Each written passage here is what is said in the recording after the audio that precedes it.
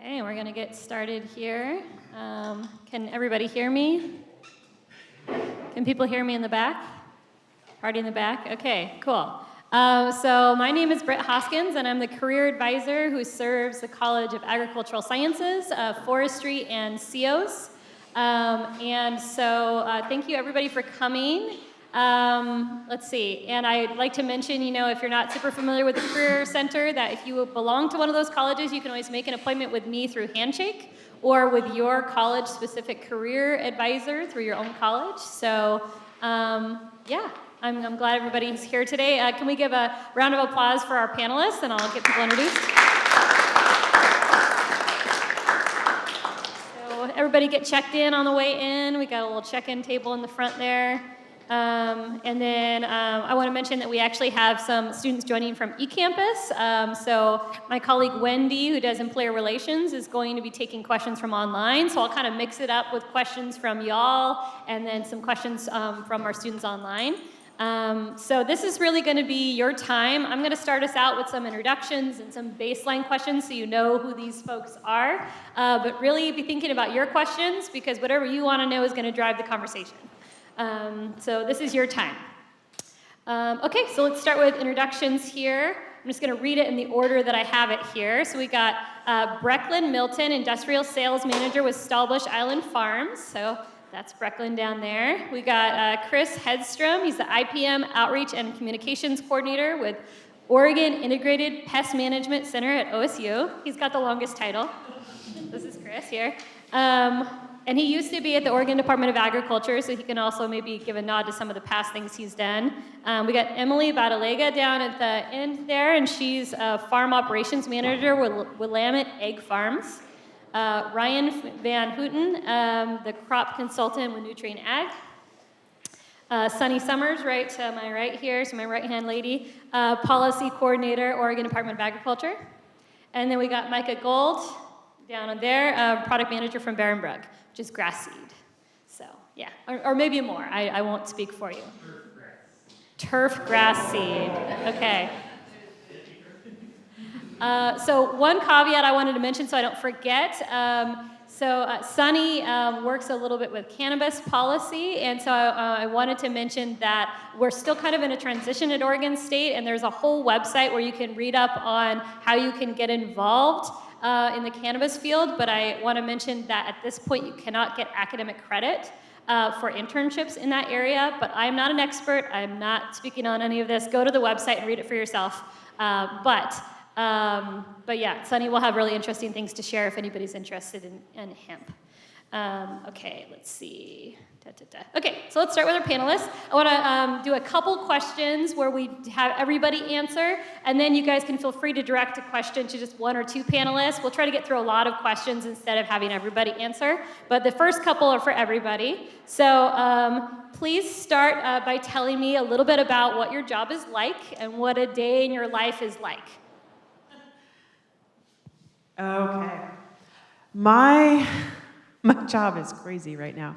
So if you follow state government, our legislature comes to town every year now. Only on the even years, they decided to put in a short session, which is supposed to be kind of some basic fixes for a full session, looking at money issues typically.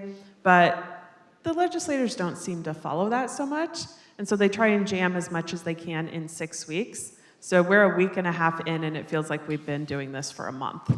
So right now, my job entails working with a lot of industry members and legislators trying to determine if proposed bills that will affect the hemp industry, in this case, make sense, if they're going to meet requirements for ODA to do what we need to do under federal law. I might be taking questions about farm mediation. ODA has a farm mediation program. I might be taking questions about how to register your company with our hemp program or any overlap between other agencies. So I'm never quite sure what I'm going to do when I show up to work every day.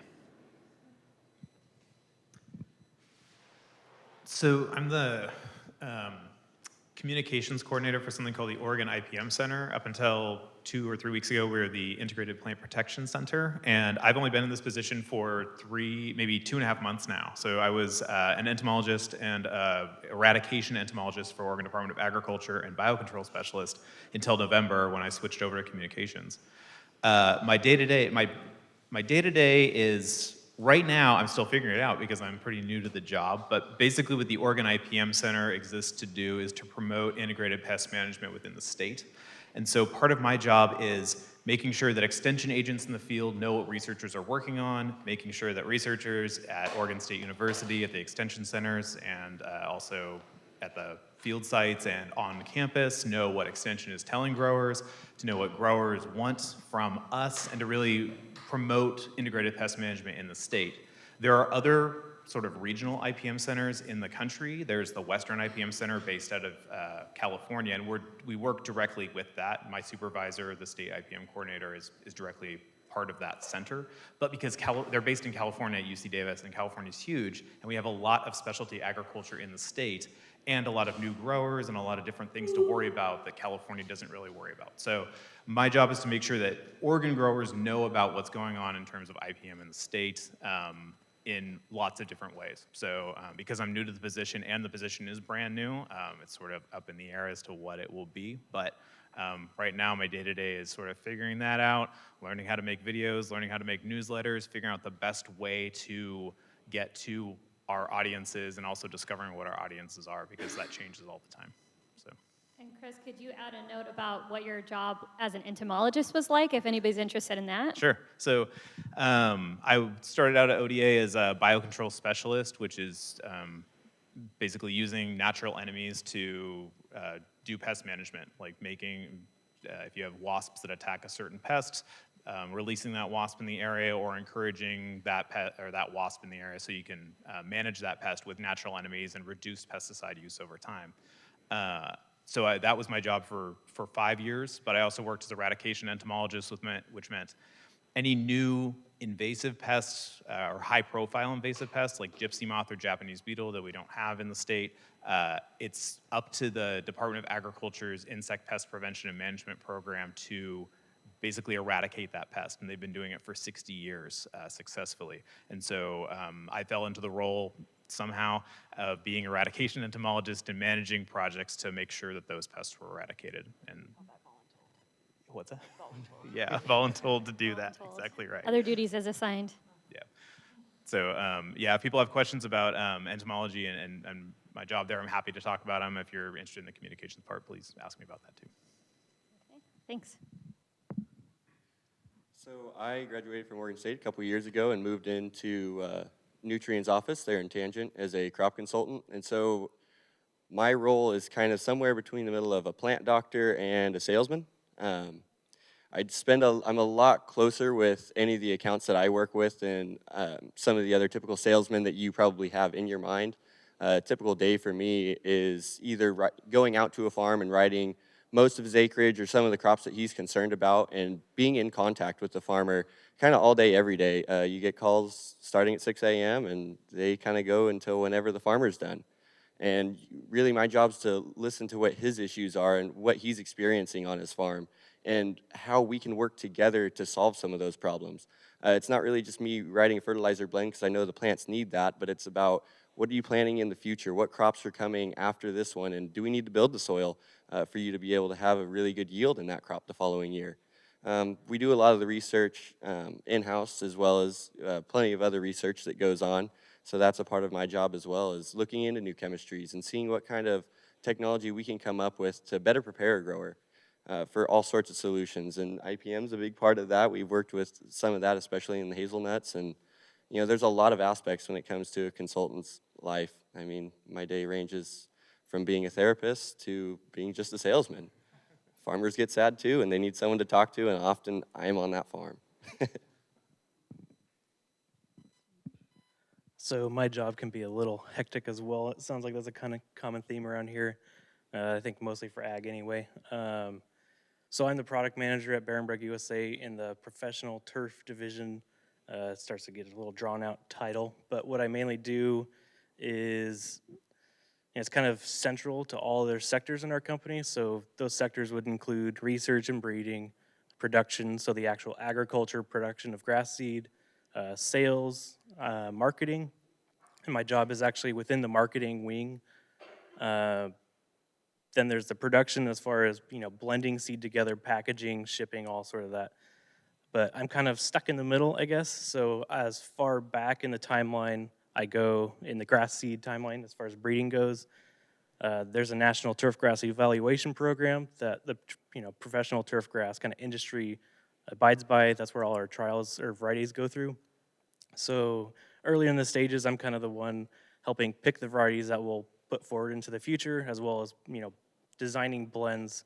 So any given day, I don't really know what I'm going to do. I just take a peek at my inbox, and it's going to tell me what I'm going to do, and that could be communicating with university trial experts that we have collaborations with.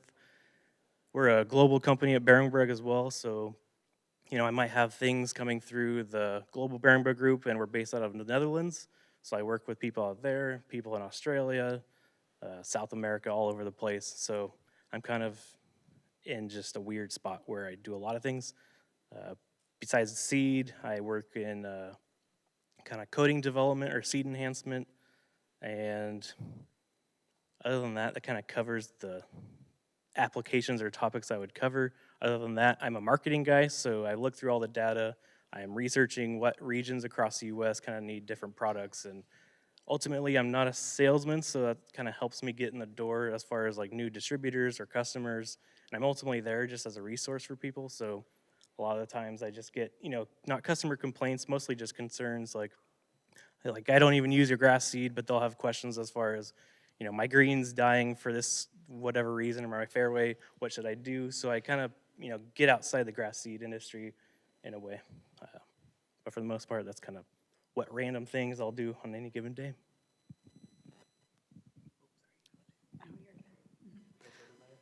Thank you.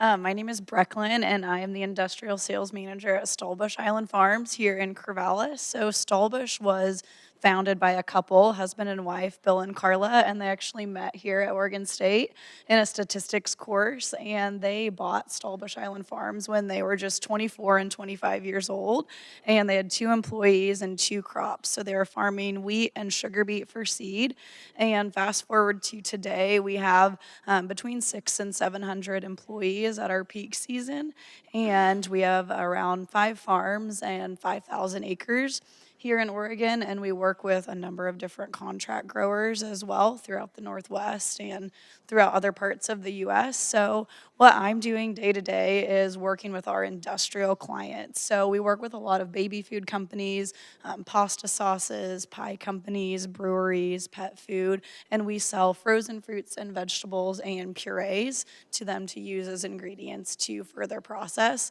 in their manufacturing process. So we not only farm, but we are also the food processor. So we do individually quick frozen fruits and vegetables and our purees all on site. We have a canning line. You might have seen Farmers Market Foods. We have organic canned squashes, and then we have a frozen retail line at Stahlbush as well that you can find at Safeway, Market of Choice, Fred Meyer.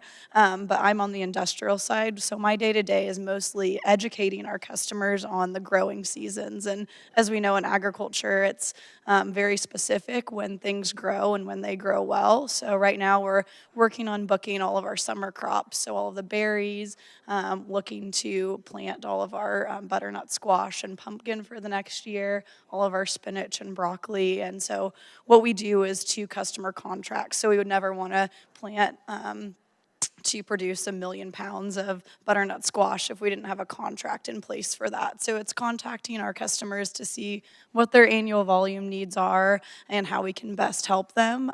We attend a lot of trade shows where we get to work with those end brands. And then aside from that, I also coordinate all of our tours. So we work with a lot of community groups here in Corvallis, different classes from Oregon State and U of O, or FFA programs that want to come out and learn more about production ag or what we're doing on the farm. So that keeps the day exciting, but it's a great place. And if you're ever interested in learning more, I'd like to talk with you. So thank you. Okay, So I'm Emily Badalega with Willamette Egg Farms. I've been with Willamette Egg Farms for almost 3 years now. Actually started with them as an intern in college, and then once I was graduated and working for FFA, I actually got a job with Willamette Egg Farms. Worked my way up through there. Part of it was being in the right place at the right time, but I rose quickly kind of through the ranks, and now I manage everything. And so what is in the scope of my job is we're a shell egg company, so the eggs that you see in the grocery store, and actually our biggest customer is Walmart. And so Willamette Egg Farms supplies all of the great value eggs in the Pacific Northwest and beyond. So if you see those cheap white eggs, they're actually from a local producer, which is us. We're out in Canby. We also have our own brands that you guys might have seen. You might see the Willamette Egg Farms brand. We have cage-free. We have organic production. We have the yellow trucks going down the highway. Part of my operation, so I have the grading operation, which is getting the eggs into the cartons and out to you guys. So a lot of food safety goes into that. We have 2 different grading operations, one for the brown eggs, one for the white, just to separate them out. They're also separate farms. I oversee all of the poultry operations. So we have conventional chickens. We actually have 1.2 million chickens on site out in Canby. We have another operation in Washington that's about the same size. We have, in addition to the conventional birds, which will all go cage-free in the next 4 years, so we're going to work on that. That's another aspect of my job. But we also have our actual cage-free farm that we've had for the past 10 years, so we've been doing this for a while, that has both organic and cage-free on it. I also oversee the pullets because we raise our own pullets to put into those barns for laying hens, our feed mill as well. So I do all of the operations, so you can imagine my day-to-day might look very different depending on what's going on, but in general, I manage the budget, I manage all the departments to make sure that everybody's meeting the right goals, whether that be production goals or if it's a safety goal, or just making sure that our employees are well cared for and that there are no issues, making sure the birds are well treated. We have about 12 different compliance programs that we have to follow, so there's always an audit, it seems. I actually came from one today. This one was an internal audit, so within the company that's for safety, but we have a lot of different stuff going on, and it's anything you can think of for questions. Just I can talk all day about chickens, so and everybody seems to have questions. Well, thanks, everyone. I mean, I know personally I have bought Stahlbush, I think Marionberries this week, and probably Willamette eggs too. So, like, what you guys do directly affects my kitchen, so I appreciate that. So everybody on our panel pretty much here, I think, is an OSU alum, which is really cool. And a lot of them graduated within the last few years, so they're really where you were a few years ago, so they can provide special insight. So my next question is, what was your OSU major? And then how did you get from a student to where you are now, just briefly? Like, what were those turning points? How did you get into your current role? So I'm a bioresource research, sustainable ecosystems with a minor in soils. So that's an undergraduate thesis degree here at OSU. I needed a job, and my ex-husband was still going to school here, so I ended up going to work for the National Pesticide Information Center that is located here on campus. Did that for a couple of years, and then a position in the pesticide program at ODA opened up that seemed interesting. That got put on the shelf after a couple of years, but it got my foot in the door, and so I worked in our pesticide enforcement and regulatory program for about another 8 years. And then when, cannabis and hemp became such a big thing in the state, our director at the time decided that having one person who could focus on that topic and liaison with the other state agencies and be a non-regulatory voice for the industry to call and ask questions, because it's very confusing and who does what. So it kind of just, for me, it was always, BRR was a program that I knew was going to give me a lot of skills. I didn't know what I wanted to do when I graduated, and it's just been a series of, well, that looks interesting, and I just move into that. At this point, I've been with the state for 16 years, and I'll probably stay because I like my retirement and guaranteed paycheck. I'm kind of an old soul in that regard, but I've been able to have those different experiences without having to leave the state system. So, like Sunny, I started at Oregon State and was in the BRR program, Bioresources Research. I was in pest management and biology. But before I started in Corvallis, I did 2 years at PCC doing general background. But even before I lived in Portland, I went to school for illustration and animation. That was my first love out of high school and what I wanted to do. I did that for a while. I never got my degree in doing that, but when I got down to Los Angeles and started shopping my portfolio around, I realized it was not what I actually wanted to do for a career. I liked doing it, but not as a job every single day. It just didn't seem like something I never saw myself really doing it. I also did stop motion animation, which now is really popular, and Leica's back. When I was doing this in 1999, stop motion didn't really exist in the United States. There was one studio doing it. So I went back to school for entomology and for biology because that was my other thing that I really liked. So did 2 years at PCC, transferred to Oregon State, and then got into BRR basically because it was a way for me to take entomology courses because there was no undergraduate entomology program. And then graduated with that, and then basically took 15 minutes off and then rolled right into my master's degree in the same lab because they had a position open, and I really liked working for that advisor. So I did my master's in horticulture with an entomology option. I did that I think that took 3 years. And then while doing that, had an opportunity to work with the Department of Agriculture on a biocontrol project that they had running, but they didn't have anyone to work on it. So they were paying part of my stipend as a graduate student. So that was kind of how I got my foot in the door with ODA was, again, it was kind of the right place, the right time, like she had said. That's a lot of it. But making those connections and being available to just take on other roles and jump into opportunities when they were there is kind of how I got my foot in the door. So graduated with my master's, and then I got hired on full time by ODA as an entomologist in a seasonal position with them, and then worked my way up, and then was with them for 5 years. So that was my career at OSU. I'm not sure if that was the whole question. Okay, great. Yeah, go for it. I've got a pretty simple story. I graduated from Oregon State just a couple years ago. I was trying to decide whether or not to move back home and, find a job there. I was working dirt for Stan Bosshart right outside of Albany, and decided that I just wanted to stay up here. I knew I wanted to work. I had a minor in communications. I majored in ag business management. So I knew I wanted to stay in ag, and I really wanted to work on relationships with people, some sort of sales management position or something along those lines. And I applied for a couple different positions. Some as fieldmen, some as just account managers. Ended up getting a call back from Nutrien, met the guys. I really liked them there, and it just kind of stuck. For me, the relationships were everything, and finding somewhere that you were comfortable and getting to go out and talk to somebody new every day and solve problems was what kept me there. My story is not simple. Bear with me here.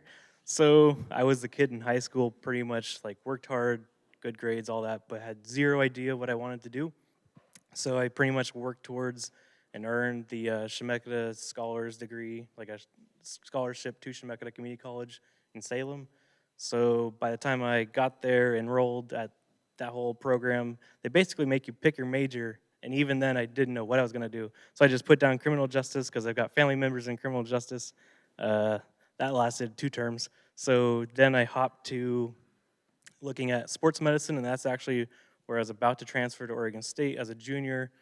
And for whatever reason, on vacation with family members, I find out there's a turf management degree. So on orientation day, I'm a sports medicine major. I go to the hort table and switch my degree to turf management, which is the option within horticulture. And I'm with my parents in that room, and a lot of us horticulture people, we can get a little interesting. And they're just like, what are you doing? So made this really random jump over to horticulture, but I knew ultimately I wanted to work on a golf course. That's kind of what lured me on. not the greatest golfer, but I just thought, be outside, have a dog, work in that environment, like, can't go wrong as a little naive college kid and as a junior. So basically, I graduated with my undergrad, got the horticulture degree, and at that time, I'd only been in the industry for about, a year and a half, 2 years, because I crammed the whole thing into 2 years with not a lick of horticulture in my blood. I had to just, cram it, get it done with, and ultimately, I wanted to just get a job ASAP. Well, I realized that quick of a transition, you've got no connections or networking. So, and honestly, that's what all this is about. To get into all these unique jobs that we kind of have, it's about building those connections and taking advantage of, what Oregon State and our professors have to offer. And ultimately, college costs too much to not take advantage of the full potential. So what that led to was, still kind of having good enough grades in college as an undergrad. I just poked and prodded my professor to see if there was a master's program where he could create a spot for me. So luckily, there's one that opened up, and my grad student research project was actually with IPPC, doing low maintenance ground covers with Oregon Public Schools. So I got to work with trials, do all of their stuff at Oregon State at the turf farm over on Peoria Road. That led to eventually graduating, getting my golf course superintendent assistant job over at Langdon Farms, which is just up I-5 on your way to Portland. So I'm not even there 6 months, and then Barenbrug came calling, because while in grad school I just did some simple statistics, some Excel work, kind of compiling seed data for the Oregon Seed Association. So my other piece of advice as a 28-year-old, if I can give one, is don't burn any bridges, and whenever you come across some unique interactions with people, just kind of put your foot in the door and mention, if anything pops up, just let me know, because that's what I did, and would never think that a grass seed company would want to ask me to interview, let alone me ending up to work for one. So 6 months in the golf course job, boom, I quit. I switched to grass seed. I've been here about 2 years now as a product manager. So that kind of opened the door with some research background, extension kind of work. So I did a lot of presentations and stuff with, grounds crews, mostly with public schools. So you never know what kind of combination will, get you to where you're going. But as long as you just don't burn bridges and make networks, stuff will open up. I studied agricultural business management with a minor in leadership at my time at Oregon State. And similar to Ryan, I always knew that I wanted something relationship-based and I wanted to stay in the ag industry. Throughout college, I had quite a few awesome internships that gave me a better idea of what I really wanted to do. And one of those was with Land O'Lakes, and I was working in supply chain in a feed mill. So that was an awesome experience to just really see a production facility and how we could better map out day-to-day life for the operators to focus on safety and efficiencies in the production process. At that time, I thought that I wanted to move to the Midwest and work for a larger Fortune 500 company similar to Land O'Lakes, and I had a great experience with them. But that summer really taught me that I was rooted in Oregon and really wanted to stay in the Northwest, specifically in the Willamette Valley. And I was thinking back to my time visiting Stahlbush Island Farms as an FFA member. So if anyone's not familiar with FFA, previously known as Future Farmers of America, it's an ag leadership organization. So I was visiting Stahlbush on behalf of that organization, and they were big supporters and donors. So they took time out of their day to show us around and kind of give us the day-to-day of how a family-owned business runs. And we got to try their products, and Stahlbush is definitely a place where we always try to have the best quality. We're not the cheapest option, but we always want to be the best option for our customers. So I knew if I was staying in sales, I needed to sell a product that I believed in, and I eat our fruits and vegetables almost every day, and love them and completely stand by them. And I think being able to educate our customers on the products we grow and process and be able to take them out to the farm and to the processing plants so they can see it all for themselves and know where their food is coming from is one of the most rewarding things, and the interns sharing that with the community. So I started out as an industrial sales associate at Stahlbush right after graduation and built up my portfolio and knowledge of the business, and then was promoted to industrial sales manager, where I've been able to coach and set goals for our sales team and expand our team as well. At Oregon State, I was an animal science major, imagine that.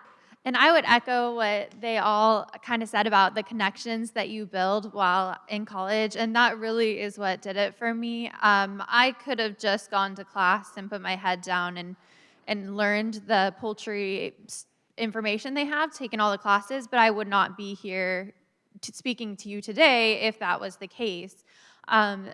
I was in the Poultry Science Club, which introduced me to the owners of Willamette Egg Farms. I got an internship with them through that interaction, and from there on, when they had a job open up later, that's how I already knew them.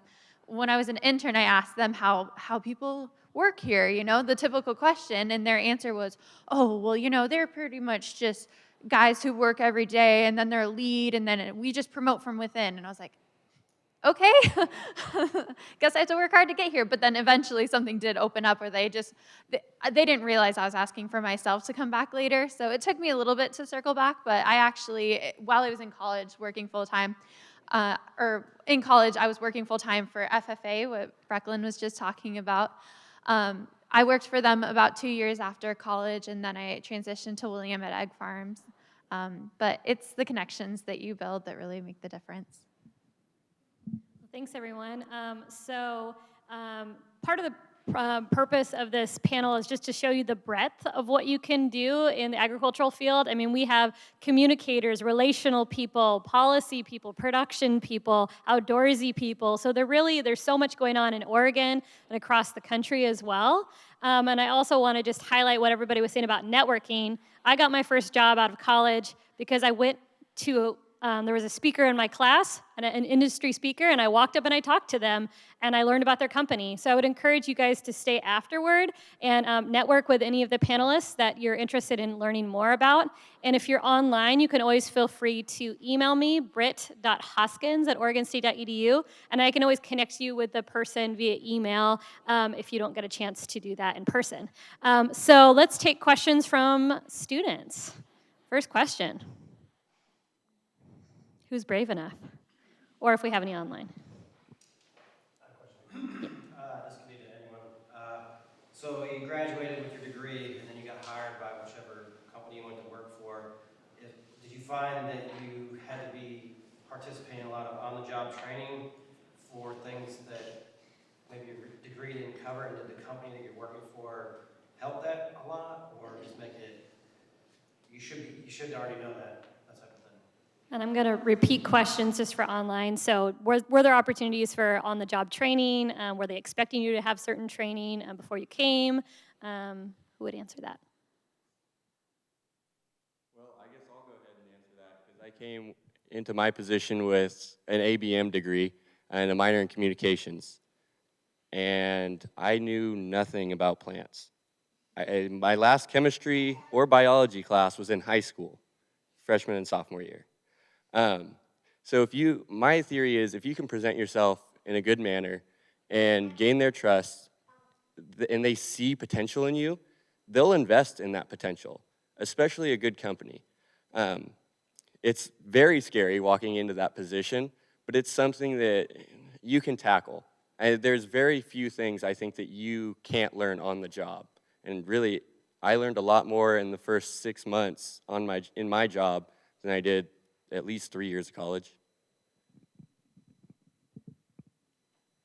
So I have a degree in exactly what my field is, but that doesn't matter at all. Nothing that the actual technical stuff that I learned in college is not necessarily the same thing that I do in my day-to-day operation. So there was a lot of learning on the job, but at the same time, why I guess fast-tracked within my company is because of that degree. So while maybe didn't learn the technical stuff, like the technical stuff wasn't the issue. It was the connections and the I guess the public speaking, the soft skills, the leadership that fast-tracked me through Willamette Egg Farms and made me valuable to them. There are some things that I know that they did not know when it came to like diseases or the ability to research certain topics and find that answer. There's certain skills you get from college that are invaluable that helped me along, but yeah, I didn't necessarily, while I use my degree, I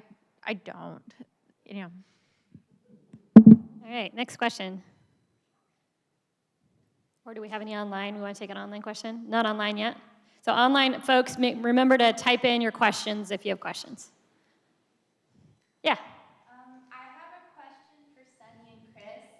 As a freshman BRR student, I'm having trouble thinking of an option that interests me, and there's so many options. I want to do so much, but I don't know what to pick. So, and for everyone, just how do you specialize and choose what you really want to do? So any advice on picking an option or a minor, and how much does that relate to the job you eventually have? I also struggled with picking an option. I actually had two when I started my freshman year. I picked ones that sounded interesting, stuff that I thought I might want to do. And then when it actually came down to doing my research, I don't remember what it's called, but the feds pay half the money and the university pays half the money for a job on the campus. What's that called? Work study? Yeah, that's easy. And so my freshman year, I ended up working in a soils lab, washing dishes. And I actually went on a national student exchange to NC State because there was a professor there that was doing water quality research that I was interested in. That was a really great experience because I knew I never wanted to go to grad school there because she was kind of crazy and I don't really like North Carolina. But when I came back, they wanted me back at that soils lab, and it turned out I was interested in what they were doing in that lab, and so that's how I ended up picking where I did my research, and that led to my minor in soils as well. So it comes back to connections and figuring out, that's why your BRR class has that kind of intro thing at the beginning of the year where you get to kind of see what different folks are doing on campus. I didn't know what I wanted to do when I grew up, I just knew what I was interested in, and that's what drove me to pick my option. For me, it was not a hard decision because I knew I wanted to do entomology and do pest biology and management, and that was why I got into BRR. But I think your position, if you don't know what you want to do, that's a good place to be because you can't really go wrong, so to speak. I wouldn't put too much pressure on worrying right now exactly what you want to do. If you're like, oh, if I don't pick this, I'm not going to get a career doing that, because it's more, if you find an advisor, a BR advisor, or a program or a project that sounds fun and you can work with that person, that's going to be much more valuable. I worked with Von Walton in the horticulture lab for my BRR program, and it turned out that I really liked working in his lab, and that's why I did my master's with him. It was a project, the project I was working on was on mating disruption for filbert worm and hazelnuts, and it was an interesting project, but the point was not to do groundbreaking science. It was to finish a project from start to finish and be involved with it, and also to make those relationships. And so, working with Vaughn and working and sort of learning how science and agriculture works, that was the valuable part of it. So don't worry too much about picking exactly the right thing. Really, just focus on finding something you think is going to be fun, and if it sounds fun, then you're probably in the right spot. Okay, next question. Yeah, from online. Yeah, online. Even though Oregon State does not have an enology major, it is part of ag in many ag colleges. I'm wondering if there are any wineries in Oregon, or are there people being hired by wineries? So any insight into wineries and winery type jobs in Oregon? I'll speak to this. I don't personally work with any grapes. That's over my head. Like I said, I had no plant background, so I keep it simple, and grapes tend to get pretty complicated. But we have went ahead and hired multiple grape consultants for that reason, because the industry here is booming. I mean, you're seeing, well, like, for example, Willamette Valley Vineyards, I mean, they are expanding year by year. I think in the last year they've put on like another 1,100 acres or something is what they were shooting for. And there's another one in Brownsville that's one of the larger continuous blocks of a vineyard here in Oregon. It's something that is definitely developing, and the market's there. They're always expanding. And I would expand on that as well. Like if maybe it doesn't look like a college has that major or degree, feel free to reach out to advisors or professors in that overall field, say horticulture. I'm not sure if how things have changed since I've been gone even 3 years ago, but when we had a viticulture, at least club, I believe, other viticulture things in the hort department, and even dating back to the community college, I know there's some kind of winery stuff going on at Chemeketa. So even if there doesn't appear to be, I mean, there's so many, diverse crops in Oregon in the ag side that there's got to be something if you kind of just poke and prod. And don't be afraid to reach out, look up, go through Oregon State, blast email as many people as you can. Like, what's the worst going to be, that they don't respond or say no, or, just feel free to reach out and look. Okay, next question. Yeah, another one from online. Are any of the panelists members of professional organizations, or do they attend annual meetings in their fields to keep up with networking and current related events? You belong to professional associations or meetings or conferences, that kind of thing. Yeah, I'm part of the Entomological Society of America. They have an annual meeting in both the regional and the national level. I found for that, if the regional meetings were far more useful for making connections because there were people working the Pacific Northwest generally for the Pacific branch. The national meetings, I went to them, but I didn't find them useful. There were too many people, and it was too hard to go out and just walk up to a professor or a researcher and be like, hey, I'm a guy from Oregon. I know you work on stink bugs. Stink bugs is my specialty. I know you work on stink bugs. I want to talk to you about this. Often there were so busy at these national meetings that they didn't have time to talk to people they didn't know, and they were more interested in catching up with people they hadn't seen. That was my experience. I have other students will tell you exactly the opposite, that they only like the national meeting. They thought the regional one was a waste of time. So it kind of depends on who you like talking to. I'm more of a casual guy and want to go out and drink beer after the meetings with people, and that really was popular in the Pacific Northwest. So that's how I made some connections. I'm not advocating drinking for making connections. That's not a thing. I just am saying that is what works in the professional level for me. Good clarification, yeah. Aren't we all stink bug experts, though? I mean, is that not everybody's a stink bug expert here? Anybody else want to answer that one? Yeah. I'll make it really quick and brief. As a student, I think, I don't know how it works with all these other departments or degrees we had, but in horticulture and especially turfgrass management, the association I was with was the Golf Course Superintendents Association of America, and the main one that was really impactful was the Oregon chapter. And at that point, they kind of split us into, are you specific to sports turf or golf courses? But for whatever degree or kind of diverse degrees you could be applicable to, I'd say get into as many of them as you can. There should be like student rates, I think, for most of these associations. And half the time, if you ask your professor, there might be some sort of budget to get you in at no cost at all. But I mean, again, to the networking, attending those industry events, that's how I've networked through the golf course side. That's how I kind of got my golf course job. So just being there, and as long as you're, presentable, or I'm typically a shy guy anyway. I'm not the one just to go up and talk to a stranger, but just being there year after year, even while you're in college, that's a really good start, because then they just are familiar with your face and they could spark up something like pretty quickly. I would say even if you feel you're more introverted or you're not super, champion of networking, I can tell you that my husband works in horticulture, and he's gotten most of his jobs just by meeting people. And a lot of times you go with a mentor or a professor, and they already know people, and then they kind of introduce you. So it's not super intimidating. There's a lot of times people that you can get into smaller groups with. Next question. Anybody in the? So I actually started an application for Nutrien, and then I was like, this is not for me because I know nothing about crops. Now I'm hearing you talk, and I think I'm probably gonna resume my application, but do you have any like tips for like applying? So tips for applying at Nutrien or crop consulting. Yeah, I definitely wouldn't be, I mean, it's intimidating, don't get me wrong, to not have the background and to be applying for the job. But at least I can speak for Nutrien in the fact that that's kind of what they're looking for, in a manner of, we don't want to break someone's old bad habits and retrain them. It's much easier to take on someone fresh and train them the way you want them to be trained. And that way you have a little more control of what they're learning and what they're paying attention to. And I imagine there's many other companies that have something similar, of a training program where, you know, depending on how hard you work and how fast you can get through the checklist or whatever it may be, you'll progress. As you'll start as a scout and you'll be looking at crops and you'll just ride around with some guy.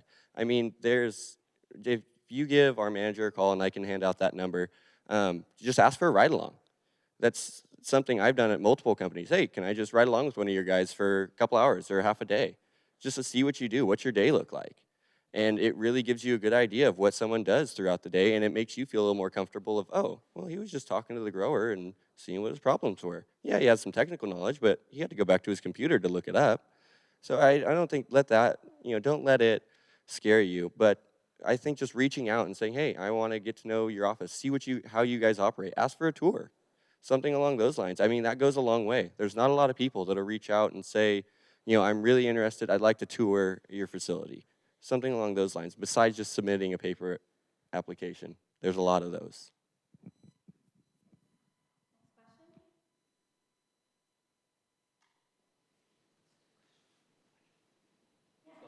Yeah, go for it. This is for Micah. You said that you guys have an international office in the Netherlands. If you were hired at Barenbrug and were only an English speaker, could you transfer to the Netherlands and still work in the office? I mean, obviously you want to learn Dutch, but is that something that's available, or you have to be from the Netherlands and they hire locally there? So are there international opportunities with maybe opportunities to travel with Barenbrug? And I might extend that to other, is there other opportunities to go internationally? I would say specifically with the Dutch, some of them might even feel more American than us. They've got like a lot of our, I was there last October for 12 days roughly, kind of a part of 2 other specific groups or panels in Barenbrug, and I drove around the whole time. The whole country is about the size of West Virginia. They all speak English. I mean, you go anywhere, even downtown Amsterdam, like you said, you would want to learn Dutch. They all know English. Like it's over there, they know English, Dutch. They're good. Dating back through history, like global trading country, so they know so many languages besides even just Dutch and English. But yeah, as long as you work hard, like at Barenbrug, we've got an internship position that actually cycles through all of our sectors. So it would be like a 12, 15-month type thing where you would be in all these different sectors. You'd be in production, research and breeding, marketing, sales, consumer products. I'd say with Barenbrug, they realize, not just talent, but drive and commitment and hard work. And the last person to do this degree or this internship, his side degree in school, he got his master's, was like some global economics sort of degree. And he then moved on from that position in the internship to seed supply chain, like procurement, basically buying and selling seed. And from there, he moved on to become a CEO of another seed company. So in the seed world, I'd say there's many, many ways to hop, skip, and jump around and make your way up. But I probably would be willing to go to the Netherlands too if my wife was on board, but I don't think she is too on board. Any other international opportunities you guys want to highlight? So ODA does a lot of different things, and one of it is our ag marketing program, and they actually work to help promote Oregon agriculture, both in the state, in the country, and internationally. So we have staff that lead trade missions to countries like China, Vietnam, Japan, Korea. Those are a lot of popular countries given our location. They love potatoes, cherries, blueberries from Oregon. So there might be opportunities there. I actually, being a cannabis policy coordinator, didn't think I would be doing any international work, but Canada invited me to Ontario to talk about how we were regulating pesticides on cannabis when they were working on expanding their medical marijuana program. So I've actually gotten to do a little bit of international experience even within my position. Okay, we're down to about the last 10 minutes of the panel, so you got to get your questions in now. Hopefully we can get a few more in here. Okay. Yeah. So I quickly looked up your website to see if you guys have any openings, and you have a sales associate opening. Like, can you talk to us about what that position looks like? Yeah, so our sales team, like I said, the big piece is education. So any given month, we might have 5 to 10 customers coming out and visiting us. So we'll want to see the farm, we'll do what we call a cutting of all of our products for them, so they can look at the color, they can try everything. And oftentimes they'll compare that to our competitors, and so that's where we really stand out, and that we're completely all natural. So just the fruit or vegetable itself, which is really exciting and makes it easy to sell because it is that premium product. So my day-to-day is typically either emailing or calling or meeting in person with our customers. So working through annual contracts, so making sure that, from September 1st of 2020 through September 1st of 2021, they have all of their cauliflower puree needs for the pizza crust.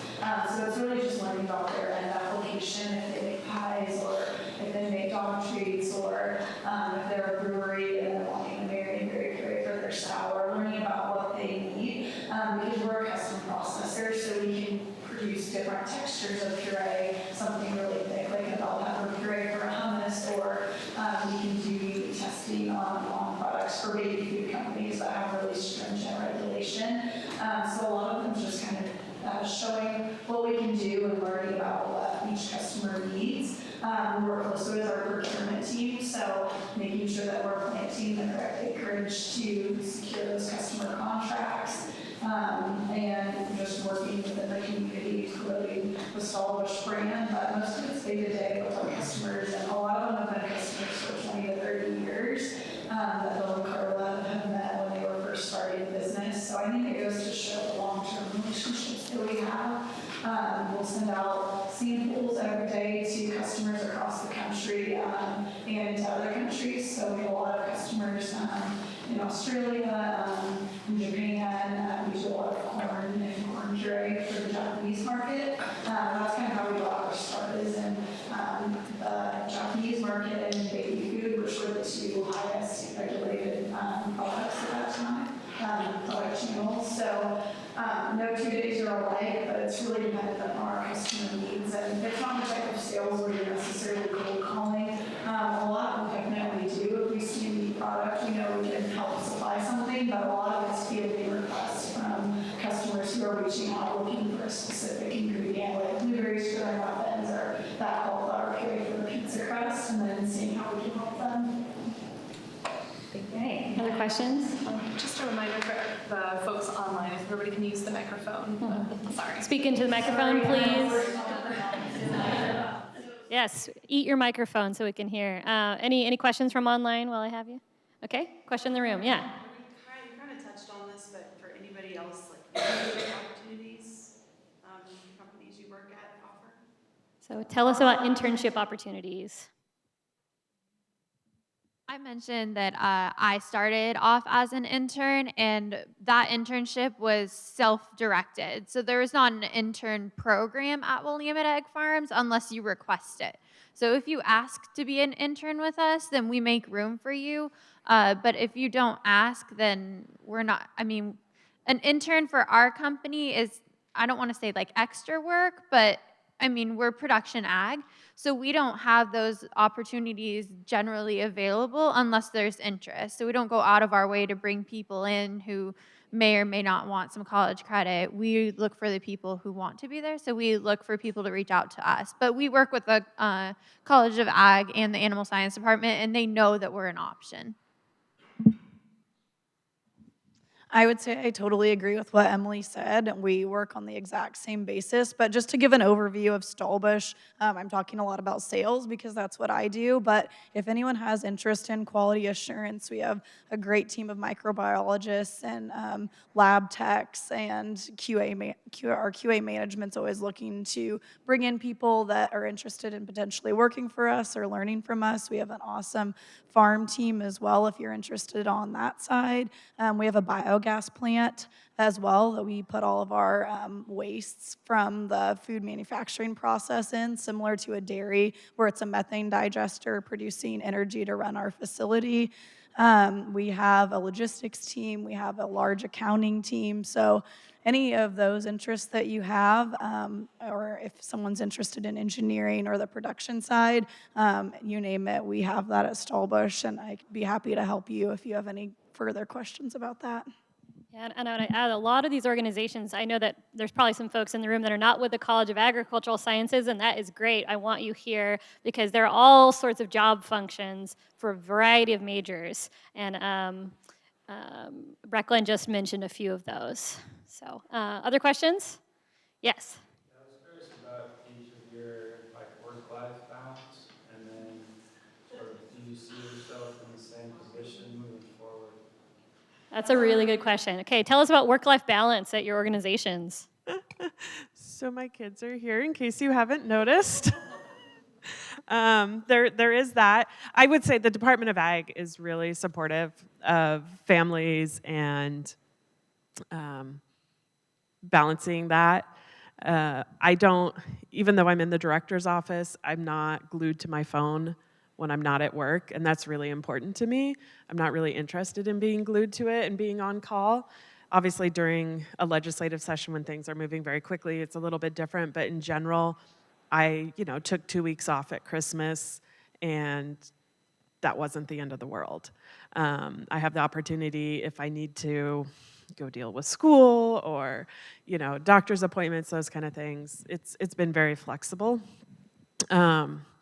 I'm also currently enrolled at Willamette in a Master's of Legal Studies program, and Willamette gives state employees a 50% discount in that program, and it's really intended for people like myself who work in policy, who need a law background but never want to get a JD, and it's kind of a 1 year, and so I'm also doing that. I'm getting paid, the state is helping pay for part of that as well, and paying for my class time if it's during work time. It makes things a little bit crazier, but I think that shows a lot how supportive they are of employees and making things work. I'd kind of like to talk about it because this has been a big topic at Nutrien, especially in the last year or two, and I think you've seen it across the marketplace of companies really switching over to provide some sort of work-life balance, because you hear all the stories about generations before, working your hand to the bone, and it's something that Nutrien has really done a really good job at in adding another week of vacation to young employees' times. And in my position, it is a little different. I mean, in the next 2 to 3 months, I'll get calls, 6 days a week. But come, slow time in the summer or slow time in the winter, I was gone in California for 2.5 weeks and nobody batted an eye. There's other days where, I'm not home till 8, but there's some days it's 2 o'clock on a Friday and I'm going home. Or if I got a doctor's appointment, I'm going to take care of it in the middle of the day because that's what I got to do. So I think you'll see that a lot of companies do respect that, and you have to keep that in mind. There is a lot of give and take, but especially at the beginning, sometimes you just have to take. One more thing to add to that too. So I just changed positions, and part of that was because I had problems balancing work life. My last position with ODA, even though Sunny's right, they're really supportive of, and a lot of employees are basically 8 to 5 every day, and at 5 o'clock hits and they are not answering the phone.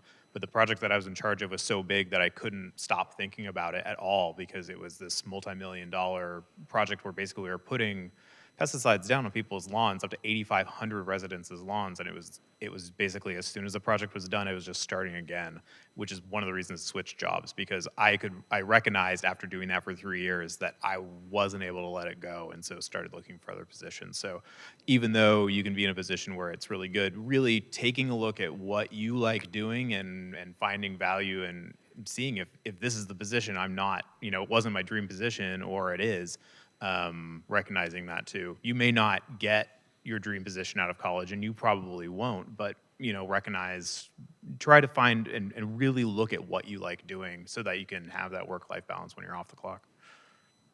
And I hope we're not too far over, but one thing I want to add is when I worked for FFA, it wasn't FFA's fault, it was my own fault, but I had a terrible work-life balance. I started when I was in college, and then when I was out of college, I didn't have a life. I didn't have a fiance, I didn't have anything going on, so I could just work.